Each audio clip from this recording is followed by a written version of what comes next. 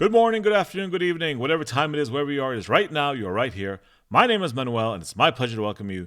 Today is day 35 of the show, and I have to congratulate you for making the best decision of the day to spend some time with me. Let's get started.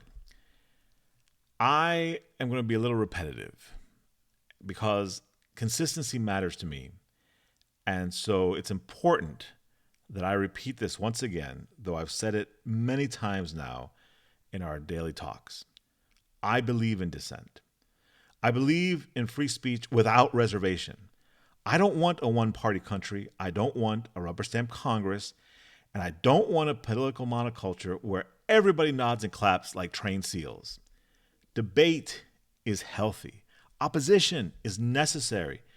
Friction is how a republic sharpens itself. But dissent is not the same thing as reflexive hostility towards your own country. And that's where our old friend, Representative Ilhan Omar of Minnesota, unfortunately enters our conversation today. The other day, after the initial strike on Iran, Ilhan Omar didn't just argue that Congress wasn't consulted. She didn't just argue that escalation is dangerous. She didn't just say it may violate war powers. No. She made sure to emphasize that it happened during Ramadan. Okay. Now, think about that. If a strike is unconstitutional, it's unconstitutional on February 28th. It's unconstitutional on July 4th. It's unconstitutional on Halloween or Christmas or New Year's Day. It's unconstitutional on any given day of the week, any month, doesn't matter the holiday or lack thereof. Illegality does not consult a calendar before showing up, let alone a religious one. So, what exactly are we being told here? That America should run its national security operations through an interfaith scheduling committee? Sorry, Pentagon, we can't neutralize that threat this week. The calendar is spiritually blocked. That's not a constitutional argument. That's symbolism. And symbolism only gets inserted when you want to send a signal. If your objection is legal, argue legality. If your objection is humanitarian, argue humanitarian impact. But once you pivot to this is especially offensive because it's Ramadan, you're not strengthening the legal case, you're reframing it emotionally. And we then start to notice a pattern. Because this isn't an isolated comment, it is indeed a pattern. When was the last time Ilhan Omar spoke about American strength without suspicion? When was the last time she framed U.S. action in any way that assumed good faith at first?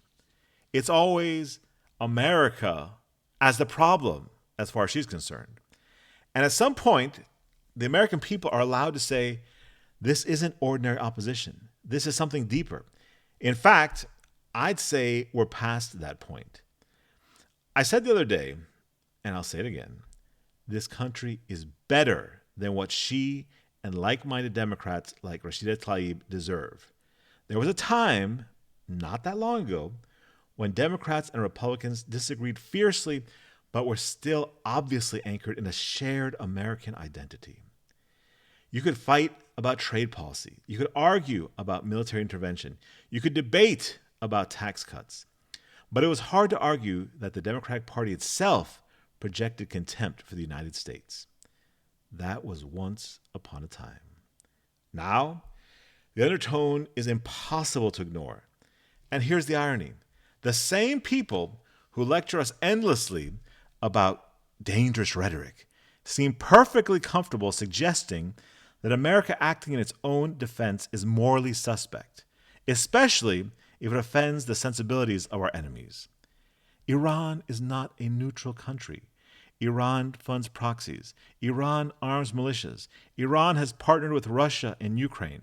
But the first instinct from certain members of Congress is not to ask sincerely, is this best for our country? Rather, their first instinct is, how can I use this to vilify our country once again? Look, you can oppose military action against Iran. You can argue its legality. You can say Congress has to authorize force.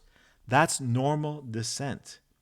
But when your rhetoric consistently prioritizes symbolic offense over American security, and you do it every single time, don't be surprised when people start wondering where your loyalties really are.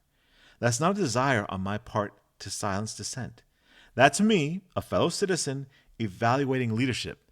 And brother, Democrats like Ilhan Omar are getting a failing grade bigly. And here's the bigger issue. If we are entering a period of serious geopolitical instability, and let's be frank here, we are.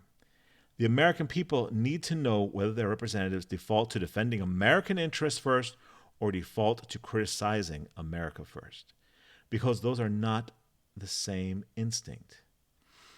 Now, let me end with this. There's a difference between disagreement and detachment. Disagreement strengthens a republic. Detachment weakens it. If someone consistently frames every situation in a way that makes their own country the villain, you don't need to argue with them endlessly. You just observe the pattern, because patterns tell you more than arguments ever will. And once you see the pattern, you can't unsee it. That's the tell. Ilhan Omar definitely has her own version of America First, by the way. She blames America First for everything. A lot of people will have heard this, and they're going to imagine that there's some kind of bigotry in what I've said. But I want to be very clear. This is about putting America first. Americans of all stripes, of all backgrounds. These are my brothers and sisters. These are my fellow countrymen. And I look at things through that lens. What do I believe is best for America? This is the lens all Americans should look at things, not default like Ilhan Omar does at how can I take this and use it against America? How is this showing that America is wrong? All right. That's enough for today. We'll continue tomorrow. And as always, be useful.